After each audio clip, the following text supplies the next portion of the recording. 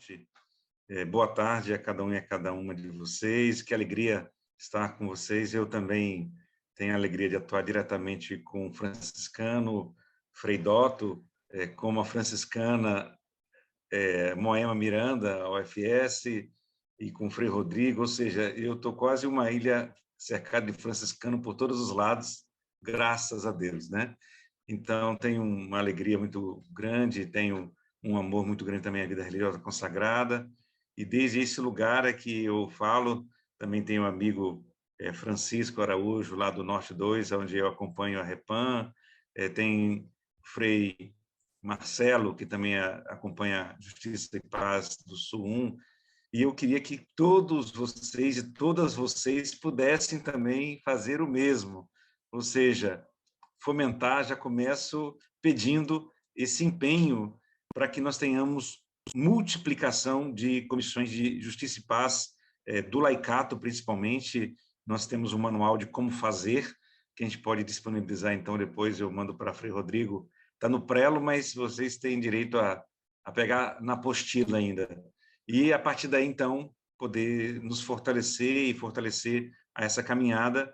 A gente não incorporou ainda a integridade da criação no nome, porque tem toda uma tradição em termos de comissões de justiça e paz, mas não creio que vai tardar. E a gente tem também na integração com a JPIC a Rede Brasileira, que aí sim, então são Rede Brasileira Justiça e Paz, onde participamos as comissões diocesanas, regionais e nacional de Justiça e Paz, com as comissões JPIC das congregações, das famílias e também das regionais da CRB aqui no Brasil, né?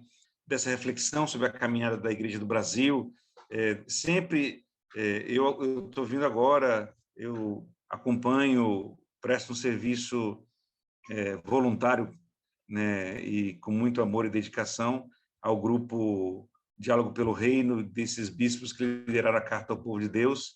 E hoje pela manhã, então, nós tivemos com eles, eu tive com eles, numa reunião extraordinária em preparação à Assembleia dos Bispos, que vai ocorrer na CNBB de forma virtual, de 12 a 16 de abril, né? Anotem aí nas agendas para poderem também estar rezando e acompanhando, porque é muito importante que nós tenhamos. E, se der tempo, então, eu apresento um pouquinho quais são os temas da Assembleia, porque creio eu que também isso está dentro dessa reflexão sobre a caminhada da Igreja, né? E eu queria organizar, então, quando foi renovado esse convite, para aqueles que estiveram comigo naquele sábado, não sei há quantas semanas atrás, eu vou ter um pouco mais de tempo, porque aquele dia foi realmente bastante rápido, né?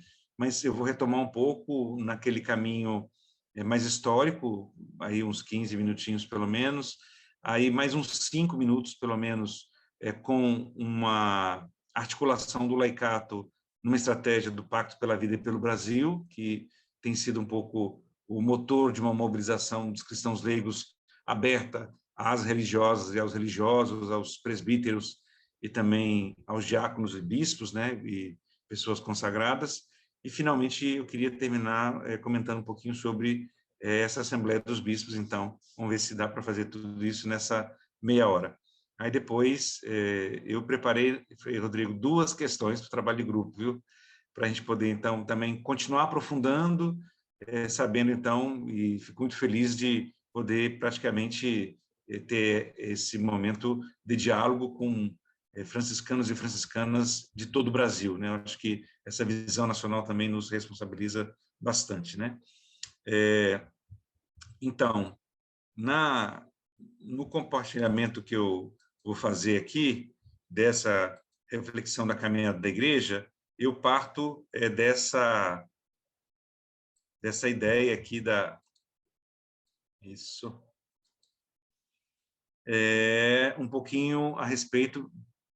Agora eu estou com 54 anos, viu? Só para tive de aniversário sábado passado, né? Estou comemorando a 8ª aqui do meu aniversário, né? E para fazer uma reflexão é importante que a gente coloque algumas referências, né?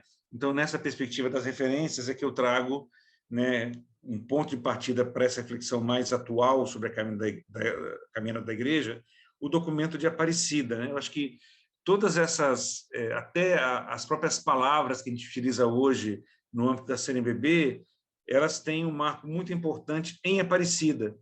E, a partir daí, então, não podemos esquecer quem foi o relator do documento de Aparecida. Vocês sabem, né? O cardeal Bergoglio, né? Então, ele, muitas coisas que depois vão fazer parte desse pontificado que nós celebramos os 8 anos agora, no último dia 13 de março, estarão em origem ou em semente em Aparecida.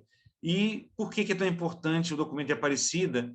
Porque se nós tínhamos uma certa coerência, né, entre os documentos depois da fundação da Conferência do CELAM, a partir de uma conferência dos bispos da América Latina, do Rio de Janeiro, depois Medellín, que acolhia, então, e reforçava todo o desejo dos padres sinodais, ou dos padres que participaram do conciliares do Vaticano II em Medellín, em 68, depois em Puebla se aprofunda. Quando nós vamos avançar para Santos Domingos, então nós tivemos uma certa ruptura, tanto na orientação que vinha da Cúria Romana, como também na própria censura, vou chamar com essa linguagem, infelizmente, do texto, mesmo com todos os limites, as coisas que tinham saído de forma muito profética no texto mesmo de Santo Domingos, depois da revisão que o texto sofreu, elas ficaram de fora do texto, né? Então, é muito importante que a gente possa ter essa informação e essa reflexão. E depois passaram-se muitos anos, né, até que nós tivéssemos o documento de Aparecida, e no documento de Aparecida nós até utilizamos muito do que nós aprendemos no arredor de quando se fez Aparecida em 2007, para usar agora no Sino da Amazônia. E depois, então, a profecia do Papa Francisco, que só é possível, de fato, com essa renúncia do Papa Bento XVI, uma atitude muito corajosa, sentindo que realmente tinha ali escapado a capacidade de liderar um processo de mudança mais profunda de toda a Igreja Universal, mas particularmente da própria Cúria Romana. Então, logo no primeiro ano do pontificado de Papa Francisco, né, pontificado quer dizer da experiência de construir pontes, né, retomando um pouco essa raiz da palavra, nós tivemos na Alegria do Evangelho todo o projeto, na verdade, né?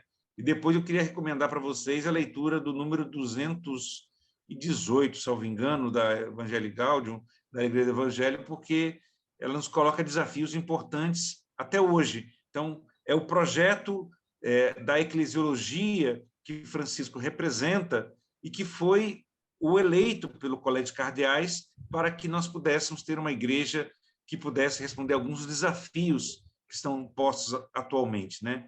Depois, na mesma esteira e atendendo principalmente a demanda que veio do hemisfério sul do planeta, inclusive pedidos da 5ª Semana Social Brasileira e dos bispos daqui também, nasce a Laudato Si, que tem, vamos dizer assim, uma marca, poderíamos considerar a encíclica franciscana por excelência, que traz aquilo que é o coração do carisma franciscano, mas para toda a igreja.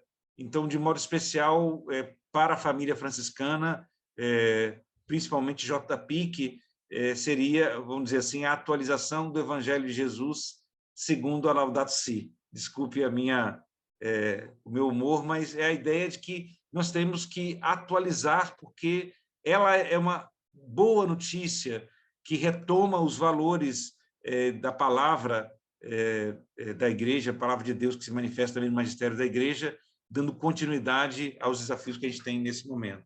Depois, então, a gente tem toda a construção, né, da Carta sobre o indispensável papel dos cristãos leigos na vida pública, que é uma motivação que nós estamos utilizando agora, enquanto Comissão Brasileira de Justiça e Paz, enquanto Conselho do Laicato, nós utilizamos muito no ano do Laicato, e que nós estamos utilizando também enquanto Centro Nacional de Fé e Política da Helder Câmara, justamente para fortalecer essa presença de cristãos leigos e leigas na vida pública, né? e ali ele vai trazer para nós, na carta que ele faz em diálogo, né, com o cardeal para a América Latina, né, a ideia do santo povo fiel de Deus, aonde diz justamente da inspiração, da fidelidade e do sensus fidei, ou seja, que a gente tem essa capacidade de perceber a vontade de Deus, né, e ser fiel a essa vontade quando a gente se coloca nessa comunhão e enfrenta os desafios para servir os prediletos do reino,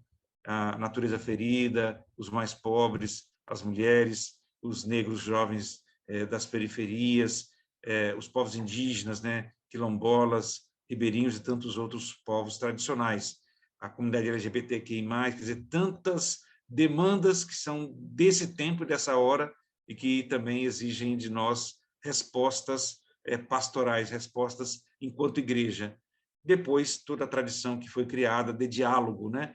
E eu tive a oportunidade de acompanhar de perto, presencialmente, os encontros de diálogo com os movimentos sociais de 2014 em Roma, onde foram lapidados, eu diria, os 3 T's, né? Terra, Teto e Trabalho, que hoje também motiva a 6ª Semana Social Brasileira. Depois, todo o trabalho que foi feito de poder avançar numa perspectiva quando ele veio na Bolívia, depois na celebração dos 50 anos do Vaticano II, de novo em Roma. Depois, abrindo o Sínodo da Amazônia, o encontro de diálogo com os povos da Amazônia em Puerto Maldonado, em Peru, janeiro de 2018. Muito importante todo esse caminho que foi feito. Depois, um documento pouco conhecido e pouco trabalhado ainda, Considerações Éticas sobre Economia e Finanças. Talvez a economia de Clara e Francisco poderia estar revisitando esse documento, porque é um documento do Dicastério de Desenvolvimento Humano Integral, da Congregação para a Doutrina da Fé e do próprio Papa Francisco. Então, é um documento que estabelece diretrizes para pensar a economia e uma ética a partir da utilização. Depois, o documento final do Sínodo da Amazônia e a própria exortação, que foi em fevereiro, então, do ano passado, da querida Amazônia, e agora a Fratelli Tutti, o último presente que Papa Francisco nos deu, também do coração do franciscanismo, lá em Assis, lá no túmulo, onde, durante o próprio sínodo, eu tive a oportunidade de ter uma longa conversa com São Francisco, e, graças a Deus, as preces que eu fiz foram atendidas também. Então, eu sou um cara que, além de atuar nesse campo da justiça e da paz, e para atuar nesse campo, eu rezo muito, né? E aí, para manter fidelidade e firmeza nessa condução. Eu trago aqui também como uma referência importante o documento 105, Cristãos Leigos e Leigas na Vida da Igreja e da Sociedade, e aqui, então, toda a questão do sal da terra e luz do mundo, e muitas das notas que a CNBB consegue profeticamente tirar. E aqui é o coração, vamos dizer assim, dessa apresentação, né, que é justamente isso, né? A dinâmica que a Igreja assume no seu processo de renovação após o Vaticano II, consagrado principalmente na acolhida feita em Medellín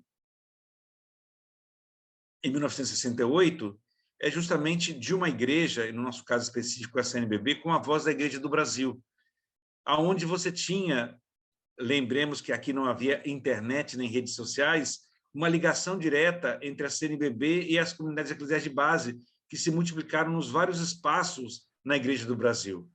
E fazendo essa mediação, então nós tínhamos agentes liberados. Eu fui o primeiro secretário nacional da PJ, eu tenho 30 anos que fui para o Distrito Federal, né? Então, e nós tínhamos vários liberados da Pastoral da Juventude nas dioceses, da CPT, do CIMI, do Conselho Pastoral dos Pescadores, de comissões de justiça e paz que existiam na época, e principalmente das comunidades de base. E com muito apoio da cooperação internacional, e tudo que acontecia nas comunidades chegava e reverberava na CNBB, e os documentos que a CNBB fazia, então, também tinham essa capilaridade, eram lidos nas celebrações da palavra com distribuição da Eucaristia nas comunidades, né? Eu vivi aqui 14, 15, 16 anos, era coordenador aqui da comunidade eclesial de base, onde eu me criei, onde eu me fiz como sujeito eclesial, como protagonista nesse campo da fé e política. Então, quer dizer, você tinha um protagonismo muito forte do laicato. Havia um investimento, eu lembro da experiência que nós fizemos aqui na Arquidiocese de Vitória, a cada 2, 3 meses nós tínhamos retiros e seminários de formação com 300, 400, 500 cristãos leigos, de todas as pastorais juntos. Sexta-noite, sábado de manhã, retiro, com Dom Pedro Casaldáliga, com Dom Helder Câmara, com tantos bispos de referência, Dom Paulo Evaristo Arnes, que vinham, estavam conosco, dialogávamos, e depois nós tínhamos, então, um outro momento, que era justamente o momento de poder elaborar, no sábado à tarde e no domingo pela manhã, da metodologia da pastoral popular, onde a gente preparava desde as questões que a gente fazia nas homilias, em celebrações presididas por ministros da palavra leigos, ministros ordinários para o batismo também, testemunhas qualificadas para o casamento, e nós só tínhamos uma missa por mês, mas a comunidade tinha uma vitalidade, uma vida, porque todo mundo se sentia igreja. Nós éramos igreja, né? Essa sensação de pertencimento estava muito vinculada, muito forte. E a gente levava, por isso mesmo, para as celebrações, para os momentos de círculos bíblicos que se multiplicavam semanalmente, toda a nossa vida, todas as nossas lutas e questões. Então, a igreja era um espaço onde também as dores, as conquistas eram celebradas, e a partir daí você tinha toda uma inculturação no jeito de ser de cada uma. E assim, então, nós tínhamos uma vitalidade muito grande nesse momento, a formação dos próprios presbíteros aqui na nossa província eclesiástica do Espírito Santo, que se dava principalmente em Vitória, né, das dioceses que então existiam, e lá eram comunidades inseridas na periferia, aonde os seminaristas faziam o seu alimento, pegavam um ônibus para ir para estudar, voltavam, muitos trabalhavam também para poder ajudar na manutenção da casa, ou seja, conheciam essa realidade, viviam em contato com a população. Assim também foi a vida religiosa, né? Quantas religiosas que eu conheci, Frei Beto esteve conosco ali no final da década de 70, 80, começando. Então, todo esse processo de renovação, as comunidades inseridas que foram lá para o lixão de São Pedro, em Vitória, quer dizer, as irmãs que vieram acompanhar nas nossas comunidades, que tinham colégios, as Irmãs de Jesus na Eucaristia, que tinha um colégio Cristo Rei, que depois acabaram fechando para se dedicar à pastoral como um todo, se tornavam coordenadoras de pastoral, ou seja, a ideia de planejamento pastoral participativo estava muito presente, todo esse dinamismo que saiu de uma igreja para responder aos desafios desse tempo, né? Mas, nesse sentido, houve depois que o nosso São João Paulo II assumiu, então, o pontificado, um enquadramento da CNBB. Né? Muitos bispos foram chamados, e quem assistiu já alguns filmes de referência, por exemplo, de Dom Pedro Casaldáliga, pôde ver como que foi a visita ad limina dele lá em Roma. Quando os bispos, presidentes da CNBB, chegavam nas congregações, a análise de conjuntura que nós produzíamos estava em cima da mesa, né, do cardeal presidente da Congregação para a Doutrina da Fé. Ou seja, havia uma espécie de insatisfação com a maior conferência católica, com o maior país católico do mundo, justamente porque era um país que tinha esse compromisso, então, com os pobres, com esses oprimidos. E aí foi feita uma grande reforma. Eu coloco essa data de 2001 porque foi quando houve essa reforma do Estatuto da CNBB, e a CNBB, então, de voz da Igreja do Brasil, passou a ser a voz dos bispos. E até hoje ainda continuamos nesse diapasão, nessa toada, né? Ou seja, só se publica se um bispo assinar um artigo. Antes, eu fui naquele tempo com o padre Jorge Boran, depois padre Flores, passionista, do setor de juventude, nós íamos nos lugares, nós falávamos em nome da própria CNBB. Hoje, quando fui assessor depois desse período, nós não tínhamos direito mais à palavra para falar em nome da conferência. Só quem podia falar era um bispo. Então, houve uma centralização, né, na pessoa dos bispos, e com isso também o Brasil foi tendo muitas mudanças nesse período, e apesar de todas as situações, começou a crescer uma prática religiosa devocional, e as SEBs foram ficando cada vez mais marginalizadas, e houve uma recentralização em grandes seminários da formação dos presbíteros. E, com isso, muitos acabaram depois vindo nesse processo como príncipes para as paróquias de periferia e com toda uma estrutura necessária, e, com isso, foram cada vez mais se afastando da população, e as pessoas que vinham de uma caminhada mais participativa começaram a não entender mais. E a mediação, então, entre a CNBB e a base da igreja, que aí então não eram só mais as comunidades de base, passaram a ser feitas pelas TVs de inspiração católica, né? E aí, na verdade, com uma programação devocional, um mercado de produtos religiosos, litúrgicos, e também agora com padres, garoto propaganda, né? De vários colchões, de produtos de beleza, de medicamentos, que geram uma série de questionamentos sobre que tipo de prática religiosa está sendo incentivada. Então, de uma perspectiva mais coletiva, de comunidades e pastorais, nós passamos a ter uma fé mais individualista, né? E uma fé onde o centro da expressão dessa fé era uma prática, então, muito mais moralista do que propriamente um testemunho, essa perspectiva da igreja de saída que Francisco coloca. Então, é muito importante que a gente possa perceber essa mudança estrutural para a gente um pouco compreender. E os programas e a voz da CNBB, quando sai nas TVs católicas, agora eu reconheço que Dom Wall tem feito, como bispo responsável pela comunicação, um esforço tremendo para que haja programas sobre as decisões da CNBB durante o dia, 10, 11 horas da manhã, porque esses programas eram 11 horas, onde a maioria das pessoas que acompanham a programação das TVs de inspiração católicas estavam, né, dormindo. E nós tivemos, então, em abril do ano passado, a divulgação de uma reunião que aconteceu, muito triste para todos nós, católicos e católicas no Brasil, quando a gente percebia uma espécie de barganha para que se pudesse haver recursos públicos sendo destinados às TVs católicas, que se pudesse, então, fazer toda a defesa e falar bem do atual presidente genocida, que está, então, destruindo realmente a capacidade de vida do povo brasileiro, e tem sido realmente motivo de muita reflexão de todos nós e de lamentação também, né? Nós chegamos aí, ultrapassamos a marca dos 300 mil, e nesse ritmo que vamos, chegaremos a 500 mil, e não se tem muita perspectiva de mudança sem que ele seja afastado. Então, acho que é uma das questões que não tem como a gente fazer análise de conjuntura ou a reflexão sobre a caminhada da igreja sem a gente colocar, então, em que contexto a gente deve responder, né? E o documento de Aparecida, por isso que a gente partiu dele, ele retoma a ideia da opção pelos pobres, né? E mais do que a ideia, a prática. Retoma a ideia das comunidades cristãs, das pequenas comunidades de base, o método Veja o Garagi, o valor e a centralidade da palavra de Deus revelada na Bíblia, né? Essa eclesialidade do Vaticano II, mais baseada na sinodalidade, na participação, né? E, a partir daí, então, a dimensão da própria libertação e a dimensão que agora a gente chama de socioambiental, que não pode ser eliminada como parte da essência do Evangelho. E, nisso tudo, a necessidade da conversão pessoal e da conversão das estruturas para que nós tenhamos, então, cada vez mais sinais do reino sendo revelados na história.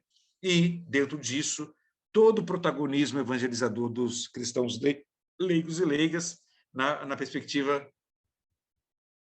disso que se tornou, vamos dizer, uma espécie de chavão de Aparecida, discípulos missionários, discípulos e missionárias a partir da própria força do batismo, né? Mas isso foi o documento oficial. Na realidade atual, a gente tem hoje toda uma liturgia, uma catequese muito hegemonizada pelos movimentos espiritualistas e de prática devocional, né? A eclesiologia que São João Paulo II imprime à Igreja Universal foi bastante centralizadora, como uma instituição forte, que se tinha que obedecer às rubricas litúrgicas, a evangelização feitas por padres cantores, até mesmo religiosas cantoras, ou cristãos leigos pregadores, e essa ideia de retomar um pouco do maniqueísmo, né? Ou seja, do bem e do mal, e que depois nós conseguimos identificar como parte de uma estratégia que hoje a gente chama isso de internacional do ódio, que demoniza práticas que não sejam da rubrica católica, da rubrica cristã, e com isso, então, nós temos uma verdadeira perseguição. E nessa perspectiva e nessa esteira é que avançou o neopentecostalismo, não só evangélico, mas também muito, muito, muito presente na Igreja Católica. E esses grupos, então, principalmente a Renovação Carismática Católica no Brasil, se organizaram para poder eleger candidatos de forma que pudesse, então, estar nessa perspectiva de ter o poder temporal também. Então, foi uma mudança muito grande, não só de espaços eclesiais, mas também com repercussão no próprio exercício do poder político naquele momento, né? E, claro, muitas iniciativas surgiram tentando atender aos chamados e às proposições que nasceram de Aparecida, depois com o pontificado do Papa Francisco, mas, como nós celebramos, ele tem apenas 8 anos, retomando com muita coragem, vamos dizer, e nos desinstalando toda uma perspectiva de igreja mais horizontal, na perspectiva da rede, né? Aí criou-se a Rede Eclesial Panamazônica, agora, depois do Sínodo, já criou a SEAMA. Ele pediu, ao invés de fazer uma nova conferência episcopal latino-americana, que fosse uma conferência eclesial latino-americana, que deve ter a sua data inicial, pelo menos, para os dias de 21 a 28 de novembro desse ano, né? Mas com toda a questão da pandemia, talvez seja adiada. O Ano Nacional do Laicato foi um atendimento a esse clamor de um protagonismo do laicato, né? A manifestação de bispos desde 2017 e depois na Carta ao Povo de Deus, em julho do ano passado, ou seja, a igreja retomando o caminho da profecia e, a partir daí, então, toda essa retomada dessa organização, surgiu o grupo dos padres da caminhada e o grupo dos padres contra o fascismo, ou seja, a vida religiosa consagrada também, cada vez mais criando as comissões de JPIC. Então, tudo isso, então, coloca para a gente esses desafios que o professor Paulo Fernando nos colocou como passos e o caminho do próprio ensino social da igreja, alguns chamam de doutrina social da igreja, né? A primeira geração, na questão social, qual que era? A superexploração do trabalho humano. A Renovar, o que inaugura essa trajetória mais em documentos, porque a igreja, desde o Evangelho e com os padres da igreja, essa questão social sempre esteve presente. Na segunda geração, ali ao redor da década de 60, há toda a situação de pobreza e sobre desenvolvimento, né? Um novo nome da paz é o desenvolvimento. E agora, na terceira, praticamente desconstrói essa segunda, dizendo que desenvolvimento e a ideia de progresso é uma ideia que destrói o planeta, né? Então, a ideia da ecologia integral, que ela se consagra, não há duas crises separadas, uma socioeconômica e outra ambiental, né? A gente diz que é socioambiental, e o que mais destrói a vida é o projeto econômico vigente. Então, é nessa terceira geração que nós somos chamados, enquanto igreja, respondemos, que isso implica em alteração das nossas estruturas arquitetônicas da igreja, mas principalmente nas nossas estruturas pastorais da igreja, né? Porque que modificações isso exige de nós nesse diálogo? Que espaço, efetivamente, de reconhecimento e valorização das mulheres é possível? No atual momento da humanidade, é impossível não ter esse reconhecimento e essa liderança em relação à própria questão das mulheres, né? E aí, continuando com o professor Paulo Fernando, ele coloca elementos interessantes sobre a crise da modernidade e esse projeto que vai se desenhando, então, chamado libertacionismo ou ultraliberalismo, aonde o único direito sagrado é a propriedade. Então, é essa junção desse projeto patrocinado por muitos centros de estudos, a conta que nós chegamos em nível mundial, centros com importância e repercussão mundial, foram de 47, aonde se responsabiliza as pessoas pela sua pobreza. E aí todo esse discurso que nós temos hoje de meritocracia e até mesmo do negacionismo tem nessa formulação a sua origem. E esse é o rosto econômico. E o rosto eclesial é o neopentecostalismo, né? Justamente que se justifica uma teologia do domínio da batalha, na perspectiva de que nós estamos numa guerra entre o bem e o mal. e muitas coisas que, na tradição da humanidade, foram identificadas como coisas ligadas à igualdade, foram identificadas como coisas ligadas à esquerda e, por isso, coisas do demônio, assim como tudo que é de origem afro. Então, é uma verdadeira desconstrução ou criação de racismo e preconceito, por isso que esses valores são tão presentes e há tanta sensibilidade sobre eles no momento atual. Então, nós estamos com um desafio enorme diante de nós, e aí a ideia de que nós possamos... o Sino da Amazônia foi feito a partir de um território específico, porque numa concepção de uma igreja socioambiental, é a partir do território que emergem as questões. E aqui, então, ele coloca um caminho que eu acredito que seja para todos nós, principalmente para aqueles e aquelas que querem ser fiéis ao próprio carisma franciscano, né? A ideia da escuta, a conversão integral, a conversão pastoral, muito necessária, que tem toda essa fomentação no projeto que a Alegria do Evangelho traz, a conversão cultural, né?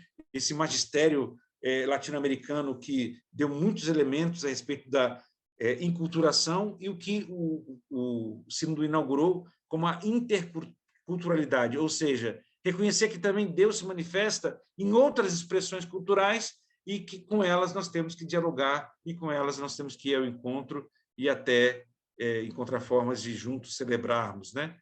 A conversão ecológica, que talvez para vocês seja o mais conhecido, mas também a conversão sinodal, né? Todas essas conversões que se vinculam, depois a gente podia fazer até um momento mais, aos sonhos social, cultural, ecológico, eclesial que a querida Amazônia também apresenta, né? Então, essas interligações também estão postas para nós que não estamos na Amazônia territorialmente nesse momento, mas principalmente tem alguns de vocês que estão na Amazônia, mas para que a gente possa efetivamente pensar isso, né? E a partir daí, então, caminhar nessas perspectivas desde a nossa perspectiva também de fé. Eu acredito que meu tempo, se não estourou, deve estar para estourar, né? Então, eu queria só também compartilhar com vocês que dentro dessa perspectiva da carta ao povo de Deus que os bispos, então, do grupo de 152 assinaram, nós nos somamos, enquanto Conselho Nacional do Laicato.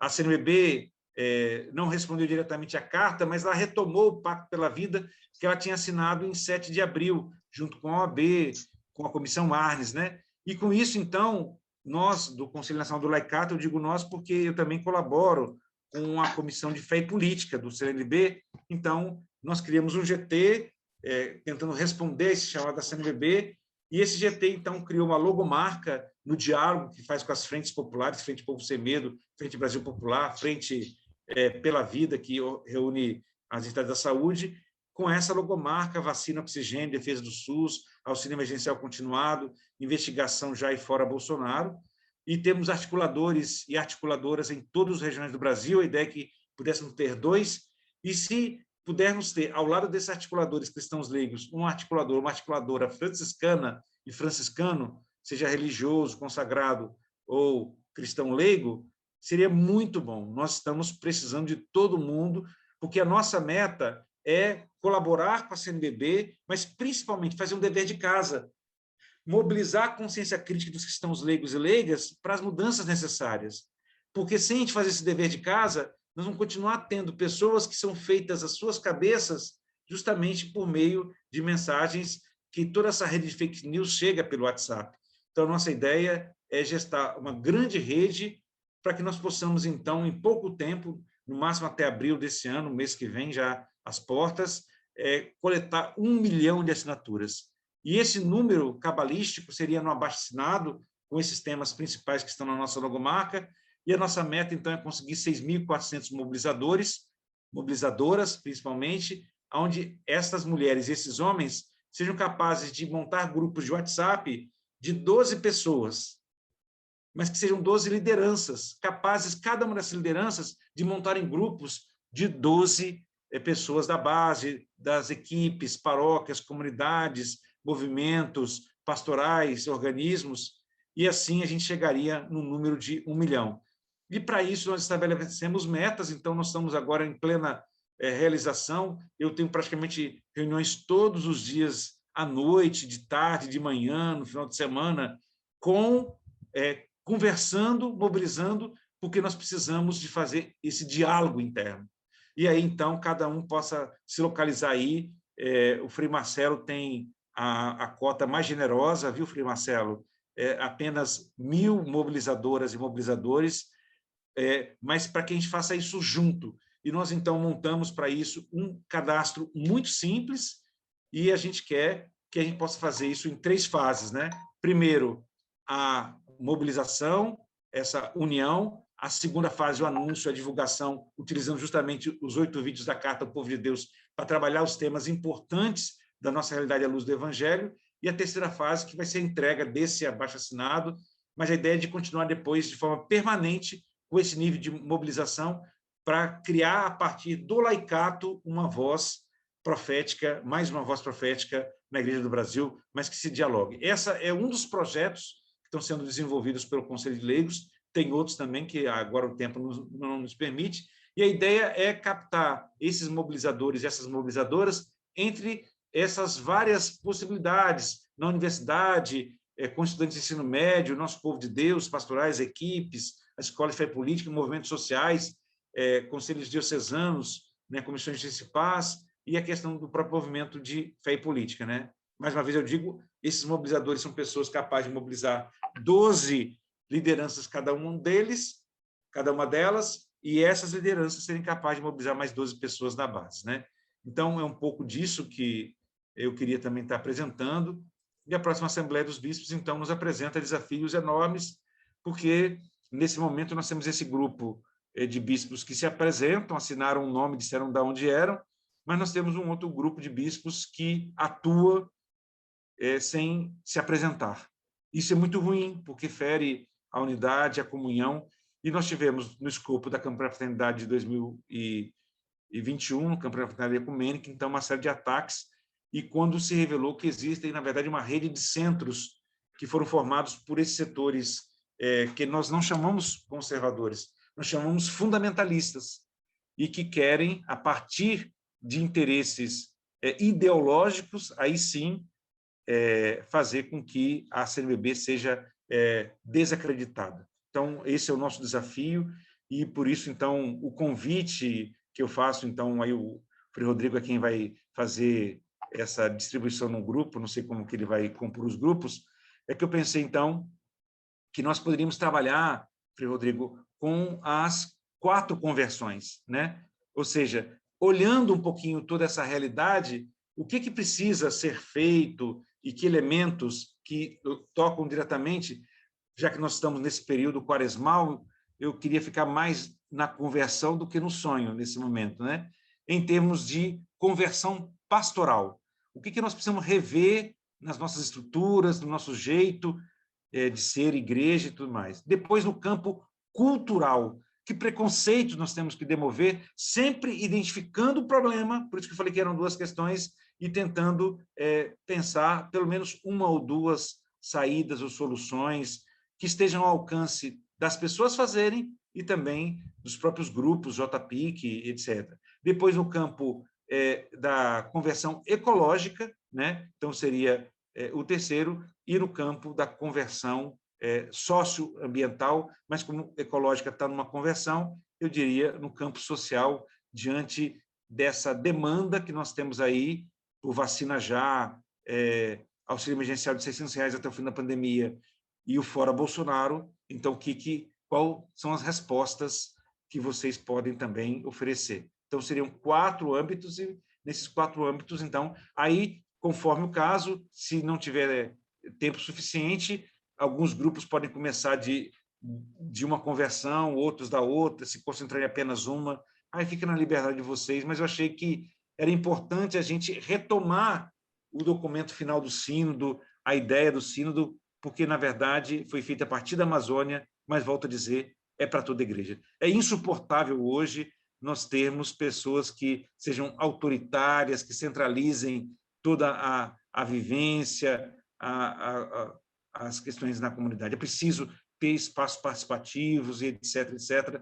Isso não acontece se a gente não pensar numa dimensão mais de complexidade, das várias dimensões, né? Então, é um pouco a minha oferta. Se quiser, depois eu projeto aí, eu envio para ti agora esse arquivo e você distribui com os grupos também. Pode ser uma outra possibilidade. Então, seriam as 4 conversões do documento final do Sínodo da Amazônia.